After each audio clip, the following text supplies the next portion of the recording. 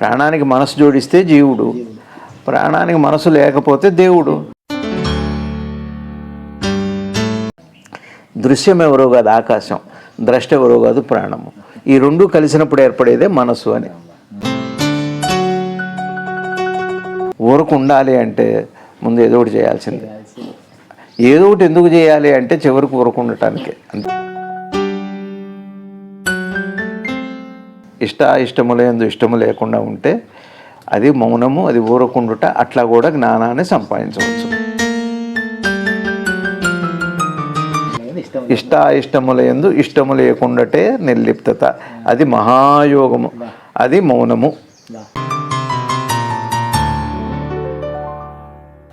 ఒక ఈశ్వరుణ్ణి అడిగితే ఇచ్చే దయామయుడు అన్న ఒక విషయం తెలిస్తే చాలా తేలిగ్గా అయిపోతుంది. ఇంత పెద్ద చుట్టూ తిరిగే పని కూడా లేదు.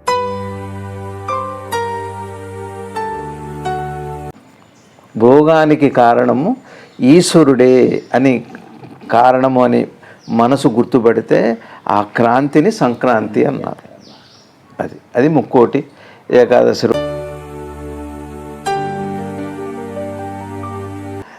నిద్రలో మనసు లేదు, అశాంతి లేదు. మెలకువలో మనసు వచ్చాక అశాంతి వచ్చింది. మనసు వచ్చాక అశాంతి వచ్చింది, కానీ మనసు రాగానే అశాంతి ఎందుకు రావాలేంది అంటే మనసులోనే ఏదో ఉంది కాబట్టి దోషమంతా మనసు. ఇప్పుడు దాని గురించి ఆలోచించాలి.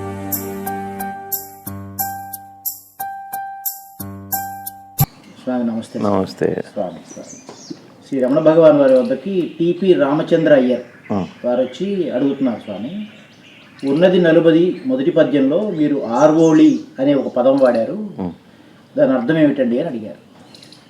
భగవాన్ చెప్తున్నారు, అంటే అది నిర్దయన ఓళి అని.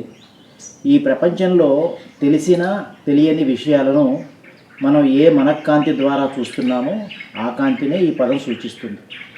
మొదట వెలుగు చీకట్లకు అతీతమైన ఆత్మ యొక్క ఉజ్వల కాంతి ఒకటి ఉంటుంది. అందులో ఏ వస్తువు కనపడదు, చూచువాడు చూడబడేది అనేది అక్కడ ఉండదు. ఆ వెలుగు తర్వాత పూర్తి చీకటి లేక అజ్ఞానం, అవిద్య. ఇందులో ఏ విషయం కనపడదు. కానీ ఆత్మ నుండి ఆభాస కాంతి వెలువడుతుంది. దీనినే శుద్ధ మనఃకాంతి అంటారు. సృష్టిలోని సంఘటనలు అన్నీ సినీ ఫిల్ములో చేకూర్చబడిన దృశ్యాల వంటివి. వాటిని పూర్తి వెలుగులో కానీ పూర్తి చీకట్లో కానీ చూడలేము. వీటిని మనం చూడగలుగుతున్నట్లు చేసేది ఈ ఆభాస కాంతి. ఈ కాంతినే ఆ పద్యం సూచిస్తుంది. ఆభాసము అంటే నిజం అనిపించే అబద్ధము అని అర్థము.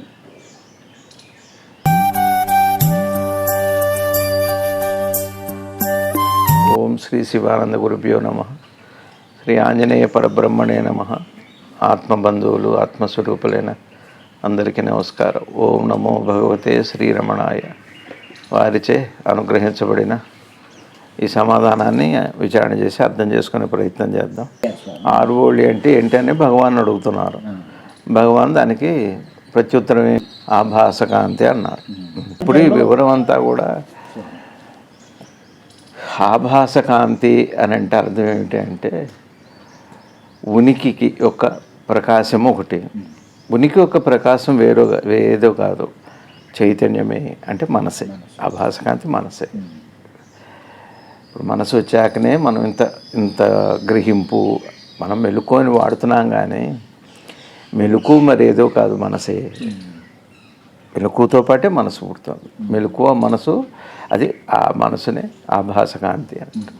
ఆభాసకాంతి ఏ కాంతి ద్వారా తెలుస్తున్నాయి ఈ ప్రపంచంలో విషయాలు? మనకి మనసు ఉంటే తెలుస్తున్నాయి, మనసు లేకపోతే తెలియదు. మనసు మనకి మెలకువలో ఉంటుంది, నిద్రలో లేదు. నిద్రలో మనసు లేదు కదా. కాబట్టి మనసు అంటే గ్రహించేది అని. గ్రహించటానికి ఏదైతే శక్తి ఉందో, ఏ శక్తిని ఆ లక్షణం ఉందో దాన్ని మనసు అని వాడతాం. గ్రహించేది అదే. ఇప్పుడు ఒక మాట అడుగుతా, ఈ కాలిఫోర్నియాలో ఒక పెద్ద టౌన్, ఏదో మేజర్ టౌన్ చెప్పండి మీరు. అది ఎటు చెబుతున్నారు? తెలియదని మీరు చెప్పేది అమెరికాలో ఉన్న కాలిఫోర్నియాలో ఒక టౌన్ పేరు తెలియదని చెబుతున్నారు. నాకు తెలియదు అని చెప్పేది విషయానికి సంబంధించిందే, కానీ తెలియదన్న విషయం తెలియదన్న విషయం గురించి విషయానికి నేను ఒక మాట అడిగాను, తెలియదు అని చెబుతున్నాను. మీరు తెలియదు అనేది దాని గురించి నేను అడగటం తెలియట్లేదా మీకు? నేనేం అడిగానో తెలియట్లేదా? తెలియటం అనేది ఒకటి ఉంది కదా. తెలియదు అన్న విషయం కూడా తెలిసిందా తెలియలేదా?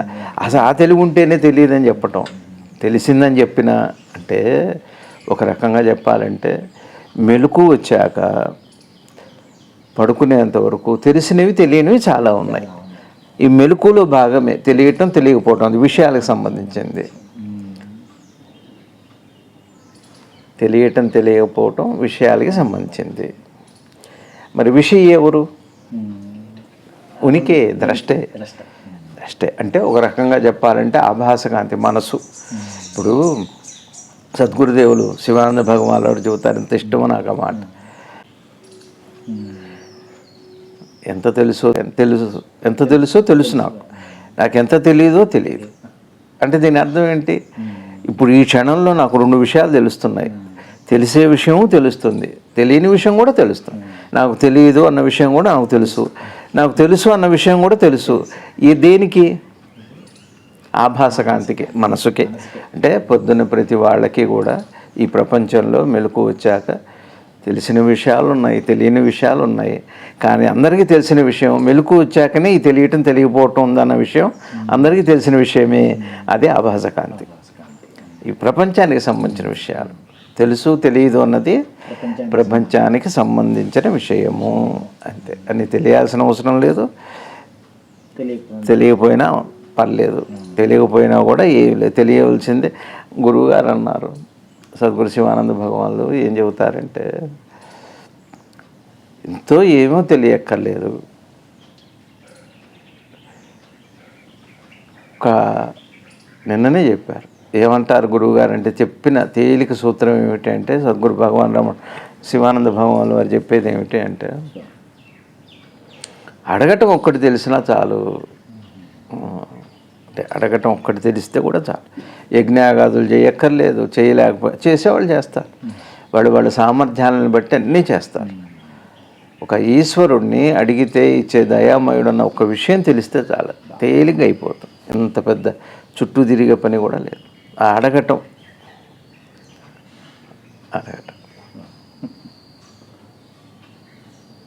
అంటే ఒకటి రవి గారు, ఇప్పుడు నేను మీకు కనపడుతున్నా కదా, తెలుసు కదా. మీ నిద్రలో మీకు ఏం జరుగుతుందో తెలుసా? తెలియదు కదా. తెలియదని అప్పుడు చెప్పారా, ఇప్పుడు చెప్పారా? ఇప్పుడు చెప్పారు. ఇప్పుడు చెబుతున్నది దేంతో? తెలీదు అని తెలివితో చెబుతున్నారా, తెలిసిందని తెలివితో చెబుతున్నారా? తెలివి లేకుండానే తెలుసు తెలియదు అని చెబుతారా? తెలివి అనేది ఒకటి ఉంది. తెలివి అంటే మెలకువ, ఎరుక. దాన్నే మనం వ్యావహారిక పరిభాషలో మనసు అని వాడుతాం. ఎరుక క్రియాత్మకమైనప్పుడు వ్యవహారిక పరిభాషలో దానికి పెట్టిన పేరు మనసు. అది క్రియాత్మకమైనప్పుడు ఎరుక క్రియాత్మకం అవ్వాలంటే తెలియాలి, తెలిసిన దాంతో సంబంధం ఏర్పరచుకోవాలి, ఆ క్రియ చేయాలి. అది ఇదంతా. వెలుగు చీకట్లు కావాలా అంటే ఉజ్వల కాంతి ఒకటి ఉంటున్నా చిత్రంగా తేలిగ్గా అర్థం అవడానికి చెబుతాం. మీరు ఇప్పుడు మనకి మెలకు ఉందిగా, ఇది వెలుగు అనుకోండి. మనకి నిద్ర ఉందిగా, అది చీకటి అనుకోండి. ఇవి 2 అవస్థలు. ఈ అవస్థలు దేని మీద ఏర్పడుతున్నాయి? ఉనికి మీద ఏర్పడుతున్నాయి. అది ఒక కాంతి. ఆ ఉనికి అనేది ప్రాణం అనండి, ఉనికి అనండి, ఆత్మ అనండి, అది ఒకటి ఉంటేనే. తేలిగ్గా చెప్పాలంటే ప్రాణము, ప్రాణానికే మెలకువ నిద్రలు. ప్రాణము శరీరంలో ఉన్నప్పుడు ఏర్పడే అవస్థలు కదా ఇవి, మెలకువ నిద్ర. ఈ వెలుగు అది చీకటి. ప్రాణం అనేది ఈ రెంటికి వెలుగు, నిద్రకి వెలుగు. అది కాదు. ప్రాణం ఉంటేనేగా నిద్రపోయేది, ప్రాణం ఉంటేనేగా మేలుకునేది. నేనేం లేదండి, ప్రాణం ఉంటే మేలుకుంటా కానీ నిద్రపోనండి అని చెప్పరు కదా. ప్రాణం పోయినా నేను నిద్రపోతానంటారా? అయితే దాన్నే నిద్రే అంటారు, శాశ్వత నిద్ర అంటారు. ప్రాణం ఉంటేనే మీకు మెలకువైనా నిద్రైనా. కానీ ఈ 2 కూడా ఏది ఉంటే ప్రాణం ఉంటే, ప్రాణం లేకపోతే మెలకువ రాదు, ప్రాణం లేకపోతే నిద్ర అనే అవస్థే లేదు. ప్రాణం అనే వెలుగే, వెలుగు అంటే అర్థం ఏంటంటే ఆధారము. వెలుగు అంటే ఇప్పుడు ఇది వెలుగు అంటున్నాం. ఇప్పుడు నేను పనులు చేయడానికి ఇదే ఆధారం. వెలుగు అంటే అదే అన్నమాట, క్రియకి దోహదం చేసే ఒక శక్తి అది. దాన్నే ఇచ్ఛాశక్తి, క్రియాశక్తి, జ్ఞానశక్తి, జ్ఞానము అంటారు. అది ప్రాణమును తేలిగ్గా అర్థం చేసుకోండి. ప్రాణం ఉన్న జీవికే నిద్ర మెలకువలు ఉంటాయి. ప్రాణం అనే వెలుగు లేకపోతే నిద్ర మెలకువలు అనేవి లేవు. అయిందా? ప్రాణం అనే వెలుగు ఉంటే ఆ తర్వాత తెలియటము తెలియకపోవటం అనేది ఒకటి ఉంది. అది మనసు లక్షణాలు. ప్రాణం ఒకటి, మనసు ఒకటి. ప్రాణానికి తెలియటం తెలియకపోవటం అన్న విషయాన్ని మనం ఆపాదిస్తే దానికి మనసు అని పేరు. ఆపాదించకపోతే ఒట్టి ప్రాణము, జీవుడు, ఈశ్వరుడు అని పేరు. దానికి మీ ఇష్టం. ప్రాణానికి మనసు జోడిస్తే జీవుడు, ప్రాణానికి మనసు లేకపోతే దేవుడు. ఇప్పుడు ఒక మాట చెబుతాను.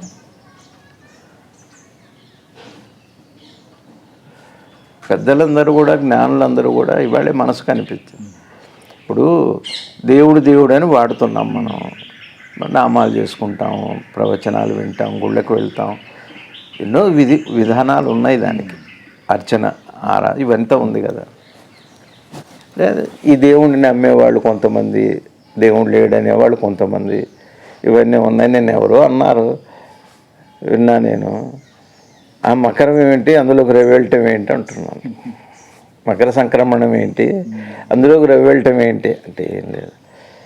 మనకి బుద్ధి అనేది ఒక తేజస్సు. ఆ బుద్ధి సన్మార్గం వైపు వెళ్ళటమే ఉత్తరాయణం. మకరంలోకి వెళ్ళటము అంటే, మకరంలో అంటే జాతకంలో మకరము దశమస్థానం, కర్మస్థానం. ఈ బుద్ధి సన్మార్గంలోకి వెళ్ళటమే ఉత్తరాయణం అంటే. ఆ దృష్టి కలగటం, అది మకరంలోకి వెళ్ళటం. రవి అంటే ఎవరో కాదు, ప్రతి జీవులో ఉన్న ప్రాణశక్తి. ప్రాణశక్తి రెండు వైపులా వెళ్ళొచ్చు. ఒకటి మంచి వైపు, రెండు ఉత్తరం వైపు వెళ్ళిందా లోపలికి వెళ్తుంది అంటే లోపలికి వెళ్ళటమే ఉత్తర ప్రయాణం, అదే సంక్రమణం. దక్షిణం వైపు వెళ్ళిందా లౌకిక వ్యవహారాలు, ప్రాపంచిక, రెండు ఉంటాయి. కానీ మనసు దేని మీద పెట్టి ఎక్కువ పనిచేస్తుంది అన్నదానికి సంక్రమణము. మకరంలో ప్రవేశించిన సూర్యభగవానుడు ఎవరో కాదు, మన ప్రాణశక్తే సూర్యుడు. ప్రాణశక్తి బుద్ధిగా, మనసుగా, దేహంగా, ఈ ప్రపంచ శక్తులుగా ఉన్నది ప్రాణమే కదా. ప్రాణం కాకింకే ఉంది ఈ సృష్టిలో. ఒకటి ప్రాణము, రెండు ఆకాశం ఉన్నాయి. సమస్త దృశ్య ప్రపంచమంతా ఆకాశం. సమస్త అందులో ఉన్న శక్తులన్నీ కూడా ప్రాణమే. ప్రాణశక్తి, రెండు ఆకాశం, ఈ రెండే. ప్రాణం ఎప్పుడైతే ఆకాశంతో కలుస్తుందో ఆ కదలిక పేరే మనసు అని పేరు. రెంటి మధ్య ఏర్పడుతుంది. భగవాన్ చెప్పింది, మనసు ద్రష్ట దృశ్యము కలిస్తే మనసు అవుతుంది. దృశ్యం ఎవరో కాదు ఆకాశం, ద్రష్ట ఎవరో కాదు ప్రాణము. ఈ రెండు కలిసినప్పుడు ఏర్పడేదే మనసు అని ఆ క్రియకి పెట్టిన పేరు. Hardware, software అంటున్నాగా.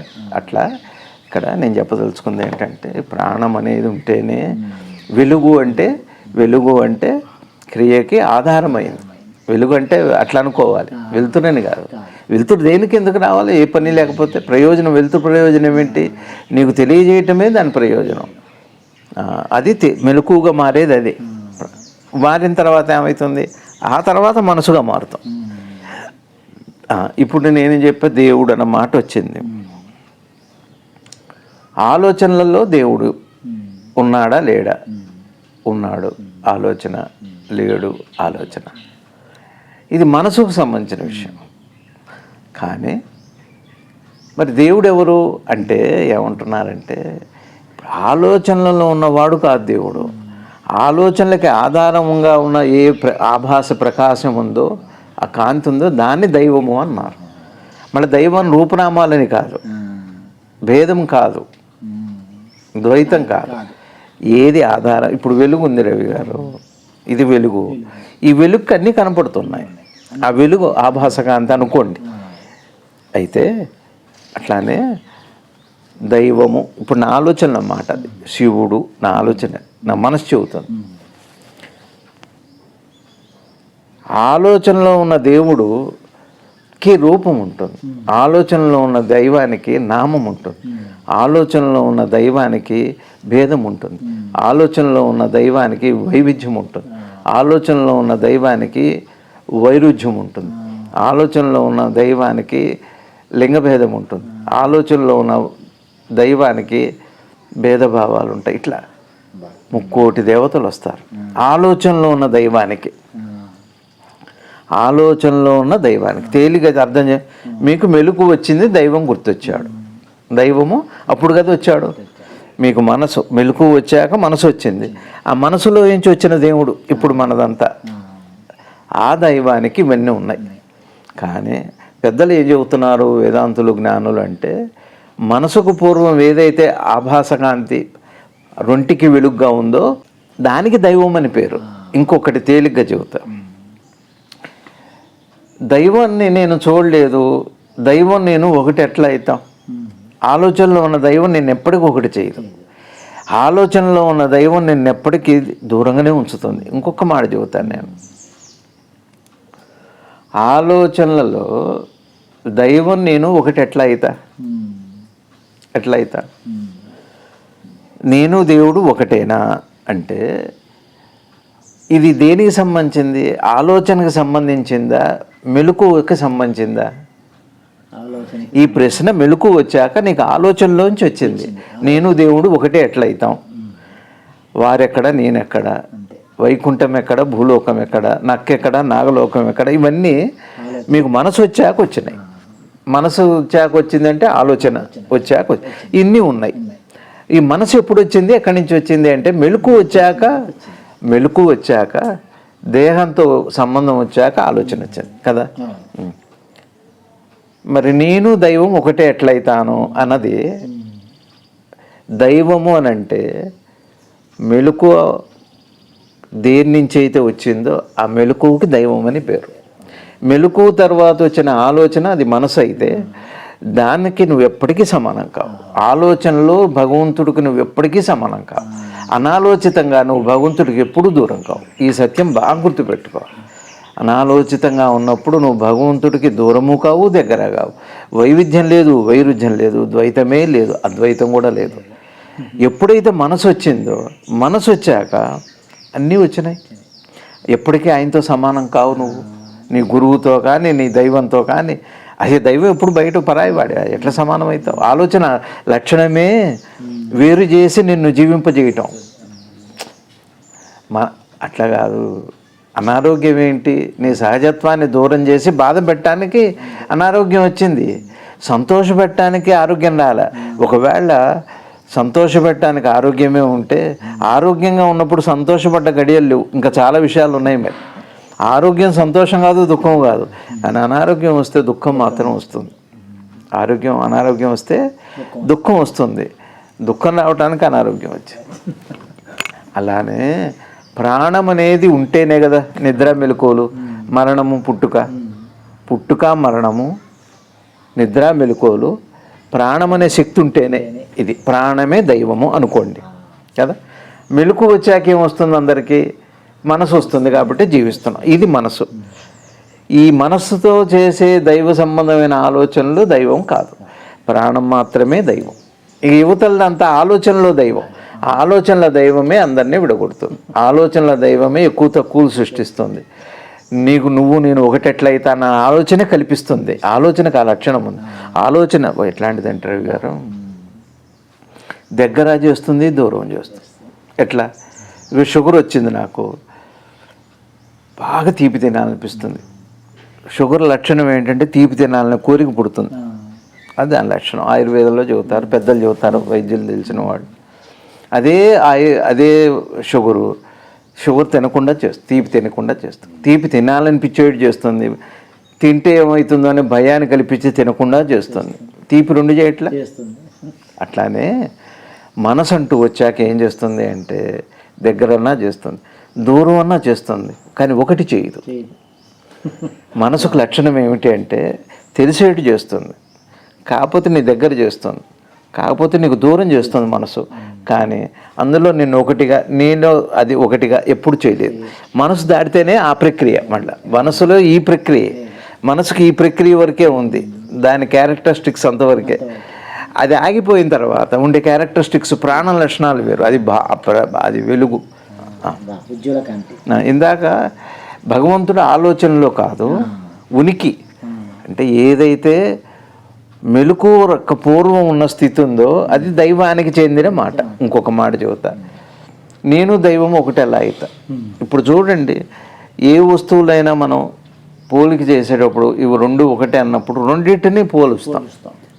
రెండిట్లో ఉన్న కామన్గా అంటే సామ్యంగా ఉన్న లక్షణాలని తీసుకొని రెండు ఒకటే అని అంటాం. ఆ సామ్యత అయిందా. పరమాత్మ అయిన నిర్గుణుడు అయిన నామరహితుడు అయిన పరమాత్మ లక్షణాలు ఏమిటంటే ప్రకాశము, ఆనందము, ప్రేమ, శాంతి. ఇవి భగవంతుడి యొక్క లక్షణాలు. ఇవి ఉనికి లక్షణాలు ఏమిటి? ప్రేమ, మనసుకు సహజ లక్షణం ప్రేమ. రవి గారు పెరుగుతూ వచ్చిన వికారాలు ఇవన్నీ. ఈ ఫ్యాషన్స్ అనండి, ఈ పోకడలు అనండి, వికారాలు అనండి, వాసనలు అనండి, అవన్నీ మనసు వచ్చాక వచ్చినవి, మనసుకు పూర్వం కాదు. మనసుకు పుట్టుపూర్వ అటుగా మనసుకి పుట్టుక చావులు ఉన్నాయి కదా గారు. అది దాన్ని ఒక క్షేత్రాన్ని ఆశ్రయించుకొని, ఒక చెట్టు బతికింది ఒక చెట్టు పోయిందంటే దేన్ని ఆశ్రయించుకొని? భూమిని ఆశ్రయించుకొని. అలా ఈ ఉనికి యొక్క లక్షణాలు ఏమిటి అంటే సత్తు, చిత్తు, ఆనందం. ఆనందం దాని లక్షణం, చిత్ ప్రకాశం దాని లక్షణం. భాషలో చెప్పాలంటే మేధోపరంగా అనంతమైన ప్రేమ దాని లక్షణం, శాంతి దాని లక్షణం. ఎప్పుడు అనంత శాంతిగా. మీకు మనసు వచ్చాక శాంతి వచ్చింది. నిద్రలో మనసు లేదు, అశాంతి లేదు. మెలకువలో మనసు వచ్చాక అశాంతి వచ్చింది. మనసు వచ్చాక అశాంతి వచ్చింది, కానీ మనసు రాగానే అశాంతి ఎందుకు రావాలేంది అంటే మనసులోనే ఏదో ఉంది కాబట్టి దోషమంతా మనసు. ఇప్పుడు దాని గురించి ఆలోచించాలి. అయింది కదా. ఇప్పుడు పరమాత్మ లక్షణాలు, ఇప్పుడు నీ మనసులో శుద్ధ మనసు అంటే ఉనికిలో లక్షణాలు సామ్యత ఉందా లేదా? ఉంటే ఒకటే అయి ఉండాలి. ఏది పరమాత్మ అంటున్నారో ఏది జీవాత్మ అంటున్నారో ఒకటే అయి ఉండాలి. ఒకవేళ లక్షణాలు భేదంగా ఉన్నాయి అంటే అవి బాహ్యమైనవి, శక్తులు, సిద్ధులు, లేకపోతే ఎక్కువ తక్కువలు. అది వైవిధ్యంలో భాగం, తత్వంలో కాదు. ఆ తత్వంగా నేను పరమాత్మ, నేను ఒకటే. కానీ పరమాత్మ అంటే ఉనికికి సంబంధించింది, మనసుకు సంబంధించింది కాదు. మనసు ఉనికి ఉందని చెప్పగలదే కానీ ఉనికి మనసు లేకపోయినా ఉంటుంది. ఎందుకు మనసు వచ్చింది అంటే మనసు ప్రపంచాన్ని అనుభవించడానికి, అందులో నుండే తాను ఎక్కడి నుంచి వచ్చానో కనుక్కోవటానికి. నేను ప్రపంచంలోకి వచ్చాను, నేను ప్రపంచంలోకి వచ్చాను. ఈ వచ్చింది ఎక్కడికి? ప్రపంచంలోకి. ఎక్కడి నుంచి వచ్చాను? రెండో ప్రశ్న. ఉనికిలో నుంచి వచ్చాను. ఎక్కడి నుంచి వచ్చాను అన్న ప్రశ్న తత్వాన్ని, ఎక్కడున్నాను అన్నది లౌక్యాన్ని, పారలౌక్యం, భౌతికాన్ని తెలియజేస్తుంది. ఇంతే. ఉజ్వల కాంతి అంటే ఉజ్వలమైన కాంతి అంటే ఇప్పుడు సూర్యమండలంలో సూర్యుడు అట్లా. ఉజ్వల కాంతి అంటే ఉజ్వలము అంటే ఈ తెలివికే ఇంత ఉంటే, ఈ మనసుకే ఇంత శక్తి ఉంటే, మనసును వెలిగించే ఆ ప్రకాశానికి ఎంతే ఉండాలి. మనసు ఒక వెలుగు, మనసు ఒక వెలుగు. వెలుగు అంటే ఆధారమేగా నేను జీవించడానికి. ఇక్కడ వెలుగు అంటే ప్రకాశము అంటే కాంతి అంటే ఆధారము అని తీసుకోవాలి. ఇట్లా ఈ వెలుతురుగా తీసుకుంటే అర్థం కాదు. ఈ కాంతి కంటే ఆ కాంతి ఎంత పెద్ద ఎట్లా ఊహిస్తారు మీరు? సూర్యుడు ఇక్కడ మనకు కనపడే కాంతి వేరు, సూర్యుడిలో అగ్నిగోళం అక్కడ వేరు. అలా కాదు. ఇంకా అంతకంటే సూర్యుడు ఉన్నారంటారు, అది ఒక నక్షత్రం అంటారు. సరే, ఇది ఇప్పుడు ఇక్కడ ఆ వెలుగు అంటే ఆధారమైన గుర్తుపట్టడానికి. ఇప్పుడు మీ మనసు ఒక వెలుగు. ఈ మనసు ఎప్పుడు వచ్చింది? మెలకు వచ్చాక వచ్చింది. ఆ మెలకుగా అంటే వెలుకే, అదే శుద్ధ మనసే. అది ఎంత వెలుగు. ఆ వెలుగు ఎంత గొప్పది అంటే ఉజ్వలము అని ఎందుకు వాడారంటే సమస్త ముక్కోటి దేవతలకి, త్రిమూర్తులకి, ఆ త్రిశక్తులకి, సమస్త భువన భాండాలకి, 14 కింద పైన అన్ని లోకాలకి కూడా గాయత్రి మంత్రం ఓం భూర్భువ స్వః భూలోక భూర్లోక సువర్లోక అన్ని లోకాల దాకా కూడా వ్యాపించేది. అది ఉజ్వల కాంతి అంటే. ఉజ్వల కాంతి అంటే ఉనికి అని, ఆత్మ అని అర్థం. శివుడికి కూడా అదే, అది నీ దగ్గర ఉంది. కానీ యువతలకు మనసు వచ్చాక భేదం వచ్చింది. అది వస్తువు కనపడదు అంటే వస్తువులు కనపడటానికి అది వచ్చింది, కానీ దాని దగ్గర వస్తువులు లేవు. అది దాని దగ్గర వస్తువులు లేవు. బయటకు వచ్చి ఇప్పుడు ఒక మాట చెబుతున్నా, ఇప్పుడు మనకు ఈ ప్రపంచంలో మెలకు వచ్చాకనే ఉన్నాయి. ఇక్కడ మెలకు వచ్చిందంటేనే ఇక్కడ ఉన్నాయి కాబట్టి వచ్చినాయి కదా. మెలకు ఇక్కడ తెలియాలంటే మెలకు ఉండాలి కదా. లోపల ఉంటే మెలకు ఇక్కడికి ఎందుకు రావాలి, అక్కడే ఉండేదిగా. ఆయన ఉన్నాయి అక్కడ కూడా కల్లో, అయినా చాలదుగా, అది నిజం కాదు కదా, అది తర్వాత వస్తుంది. అది ఇక్కడ ఏం చెబుతున్నారంటే ఆ వెలుగు, మీ మెలకువకి ఆధారమైన ఆ వెలుగు ప్రజ్వలమైనది. ఈశ్వరుడు కూడా త్రిమూర్తుల్లో త్రిశక్తుల్లో కూడా అదే ఉంది. అది మెలకు అనుకోండి. మీకు జ్ఞానం కలిగిన తర్వాత విషయస్పర్శ, దేహ స్పృహ, విషయస్పృహ పోయిన తర్వాత కలిగే ఆ ఎరుక, ఆ మెలకు, ఆ స్పృహ ఏదైతే ఉందో అది వెలుగు, అది జ్ఞానం. రెండోది అది లేకుండగా నిద్రలో కూడా ప్రపంచం లేదుగా. నిద్రలో ఏది లేదు కదా, అది చీకటి. ఇప్పుడు ప్రపంచం ఉంది. జాగ్రత్తగా వినండి. ఇప్పుడు ఈ మెలకుకి, ఈ ఎరుకకి, ఈ ప్రకాశానికి ప్రపంచం తెలుస్తుంది కదా. నిద్రలో ఏమీ తెలియట్లేదు, అయిందా? ఈ ప్రపంచం తెలియటం ఎందువల్ల అంటే మనసు వల్ల, గ్రహించటం వల్ల. లేకపోతే ఏ శుద్ధ గ్రహింపు ఉందో, ఏ శుద్ధ ఎరుక ఉందో, ఆ ఎరుక ఇవి లేకుండా మనం పొందేటట్టయితే అది జ్ఞానం అన్నమాట. లేకపోతే నిద్రాస్థితి అవుతుంది. ప్రపంచం అప్పుడు లేదు, ఇప్పుడు లేదు. మీరు శుద్ధ గ్రహింపులోకి వెళ్ళినప్పుడు ప్రపంచం లేదు, గ్రహింపు ఏమీ లేనప్పుడు కూడా ప్రపంచం లేదు, అది నిద్రలో.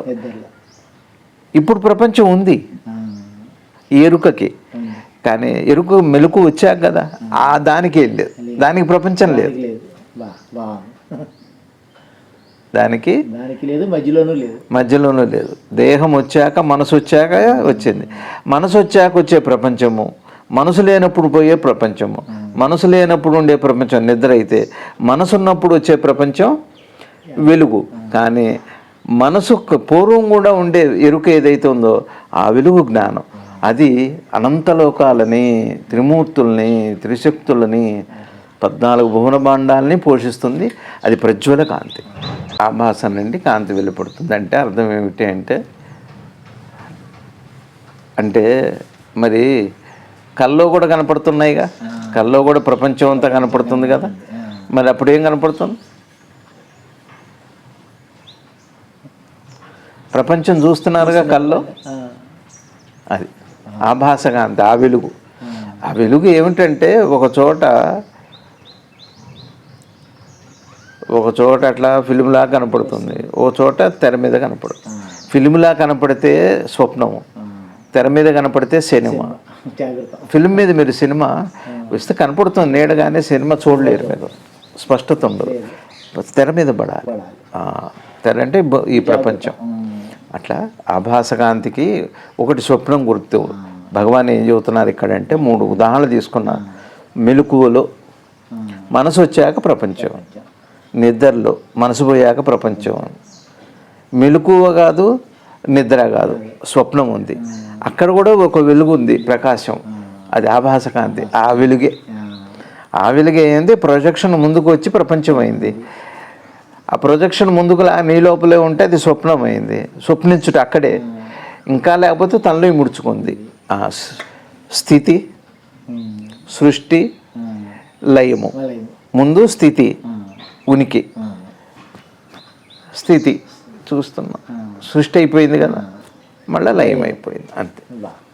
అది వెలుగు అనమాట. వెలుగు అంటే ఈ సృష్టి స్థితి లయాలు ఎక్కడ జరుగుతున్నాయో, మెలకువ నిద్ర స్వప్నాలు ఎక్కడ జరుగుతున్నాయో ఆ కేంద్రమే ఆత్మ. అంటే ఆ కేంద్రమే ప్రజ్వలకాంతి, అంటే ఆధారము. ఒక్కటే చెప్పండి మాట, ఇదంతా మీకు మెలకు వచ్చాకే కదా. మెలకువే, ఎరుకే ఒక ప్రజ్వల కాంతి. దాన్నే శుద్ధ మనఃకాంతి అంటారు. శుద్ధ మనఃకాంతి అంటే గ్రహింపు, శుద్ధ ఎరుక. శుద్ధ ఎరుక. గ్రహింపుకి ఏది లేదు.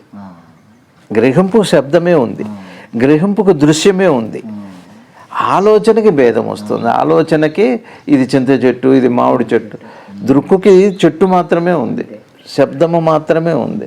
అర్థాలు ఇవి ఆలోచన మనసు మార్చేస్తుంది.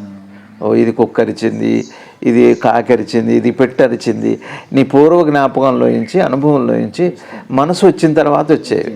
మనసుకు పూర్వం శుద్ధ అంటే పంచభూత తత్వాలన్నీ శుద్ధంగా ఉంటాయి. 5 పంచతన్మాత్రలు అంటాం కదా, అవి శుద్ధంగా ఉంటాయి. అంటే దానికి వెలుగు ఎవరు? ఇంద్రియాలు మేలుకున్నాయి అంటాం కదా. ఇంద్రియాలు ఎప్పుడు మేలుకుంటున్నాయి? మీకు వాసన చూడటం కానీ, రుచి చూడటం కానీ, వినపట్టం కానీ, కనపట్టం కానీ, స్పర్శ కానీ మీకు మెలకు వచ్చా అంటే మనసు శరీరంతో సంబంధం వచ్చాక పంచేంద్రియ జ్ఞానం కలుగుతుంది.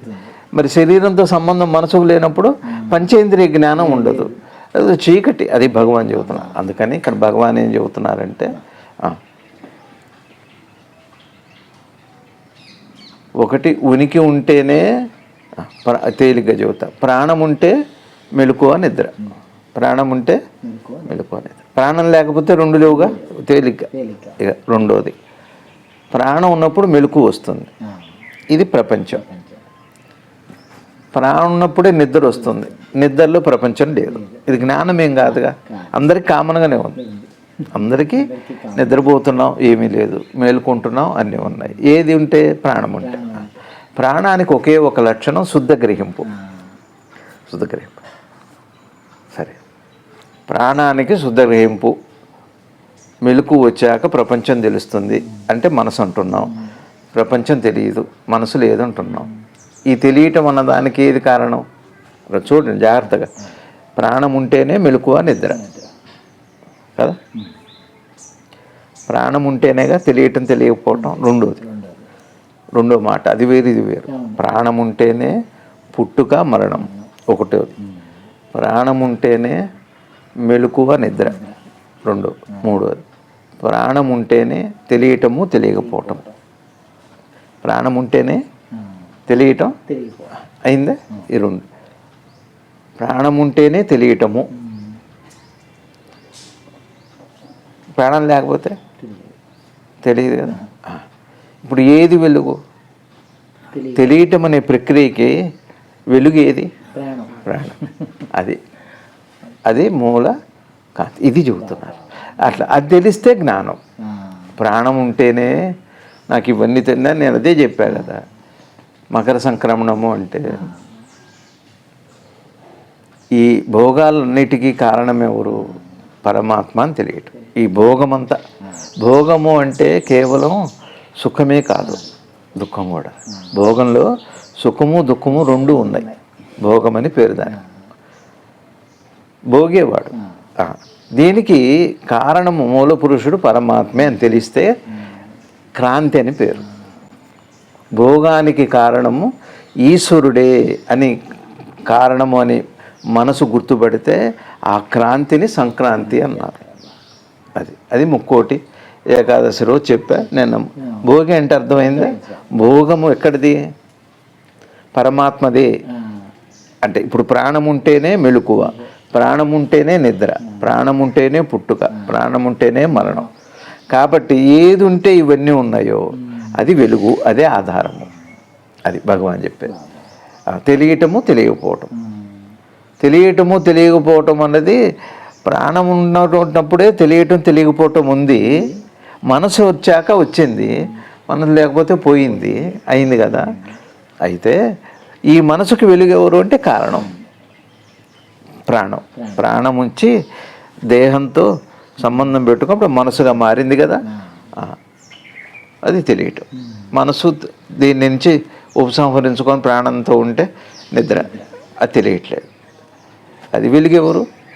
ప్రాణం. ఇది 2వ మాట.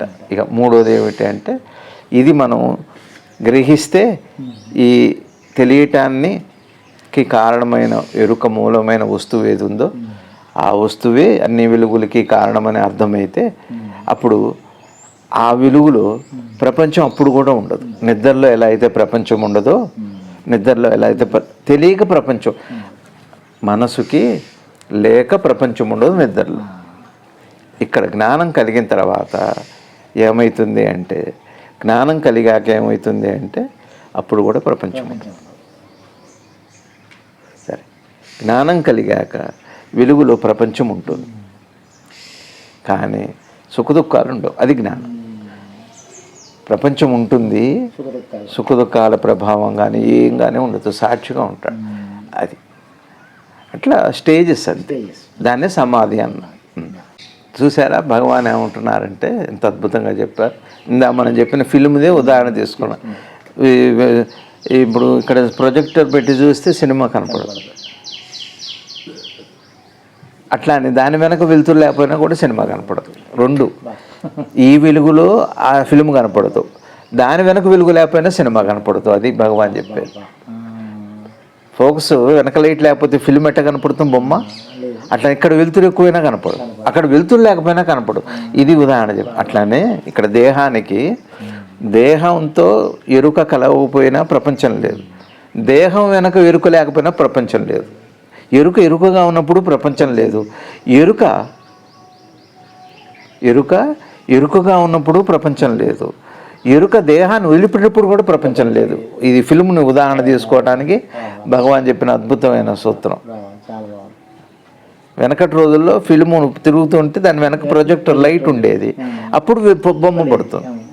ఒకవేళ ఇక్కడ చీకటి లేకపోతే ఈ బొమ్మ మీకు కనపడదు. తలుపులు మీద ఒకటే అరుస్తారు సినిమా థియేటర్లో, తలుపు తెరిస్తే కనపడదు, బొమ్మ కనపడదు, ఫేడ్ అయిపోదు, ఏం కనపడదు. ఈ వెలుక్కి కనపడదు, ఈ వెలుక్కి కూడా ప్రపంచం కనపడదు. అంటే అర్థం ఏంటంటే శుద్ధ జ్ఞానంలో ప్రపంచం కనపడదు, అంటే శుద్ధ ఎరుకలు. చీకట్లో కూడా ప్రపంచం కనపడదు, అంటే నిద్రలో మనసు లేనప్పుడు.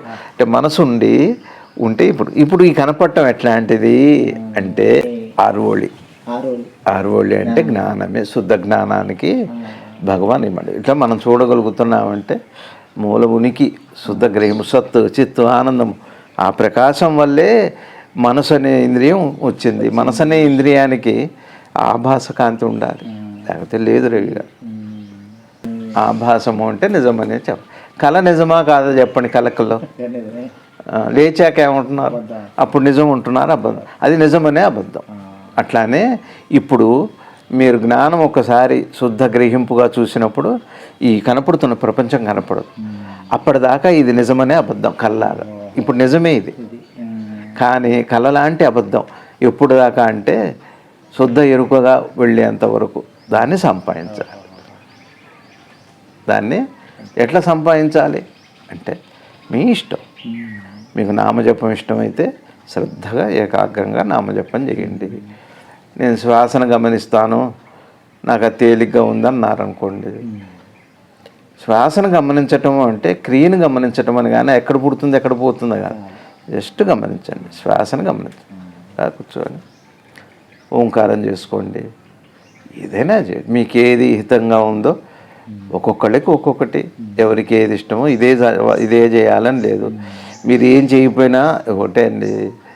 ఈ ధ్యానంలో పరాకాష్ఠ అంటే ఏం చేస్తే ఎలా వస్తుందో, ఏం చేయకపోతే అది వస్తుంది. ఇక్కడ ఈ ప్రపంచంలో మీరు ఎంత కష్టపడితే అంత, ఏం కష్టపడకపోతే ఏం లేదు, కొండలైనా కరిగిపోతాయి. కానీ ఆధ్యాత్మిక ప్రపంచంలో ఏం చేస్తే ఏ ఫలం వస్తుందో, ఏమి చేయకపోతే అదే ఫలం వస్తుంది. కానీ ఏం చేయకుండా ఉండలేము, ఈ మనసు ఉండనివ్వదు. ఎందుకంటే మనసుకి దేహంతో తాదాత్మ్యత అయ్యి ఐక్యత అయ్యి ఇంత భ్రమల్లో ఉన్నప్పుడు అట్లా ఊరుకుండనివ్వదు. ఊరుకుండాలి అంటే ముందు ఏదో ఒకటి చేయాల్సిందే. ఏదో ఒకటి ఎందుకు చేయాలి అంటే చివరికి ఊరుకుండటానికి, అంతేగా. ఇంత కష్టపడి ఏం చేస్తామంటే ఏముంది, విశ్రాంతి తీసుకుంటా అంటాం. ఆ విశ్రాంతి ముందే తీసుకోవచ్చు, కానీ మరి జీవితం ఉంటుంది అంటారు.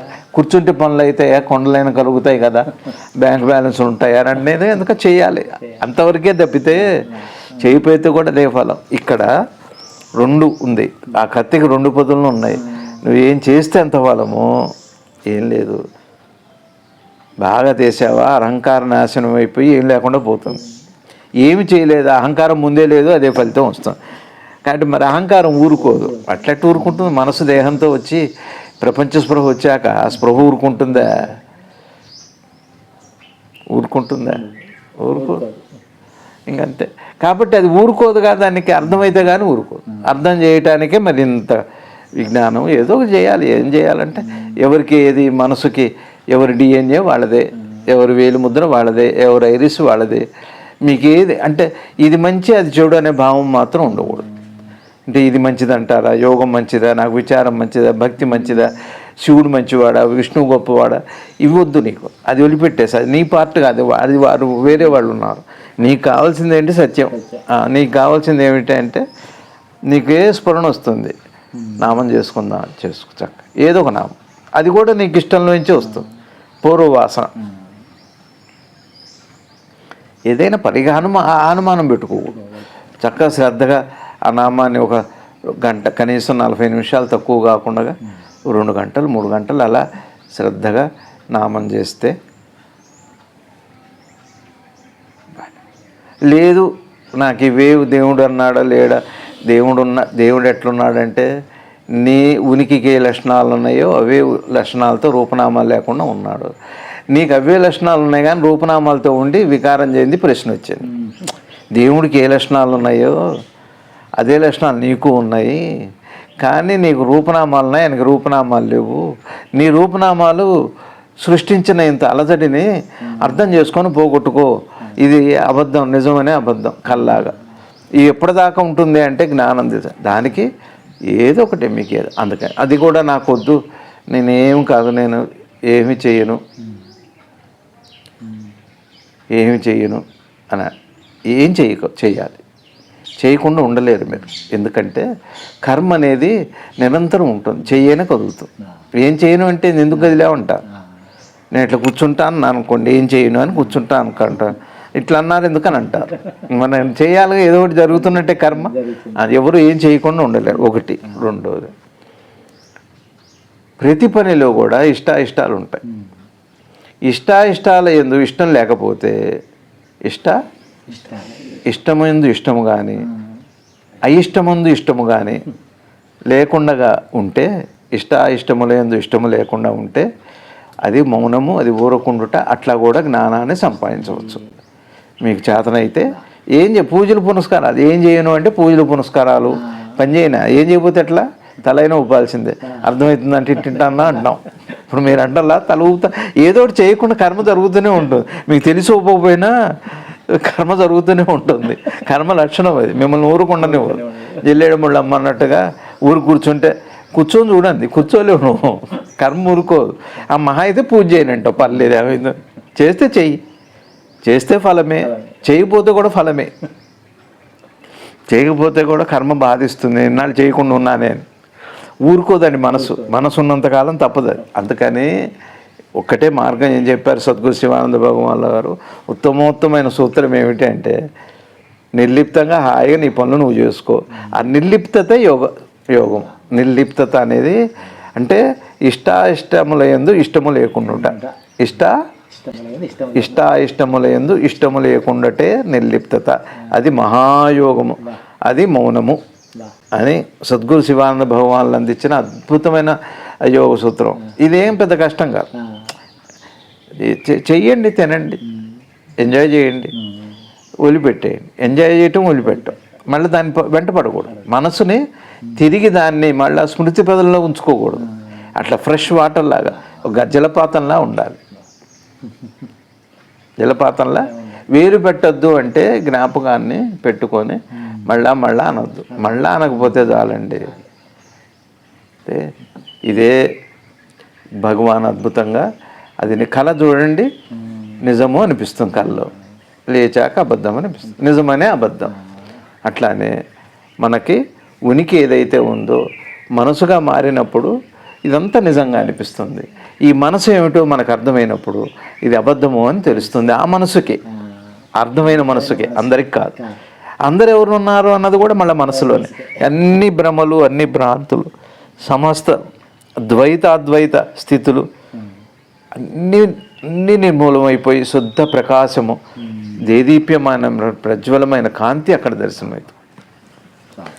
ఓం నమో భగవతే శ్రీరమణాయ. శ్రీ శివానంద గురుభ్యో నమః. భారత్ మాతాకు జై.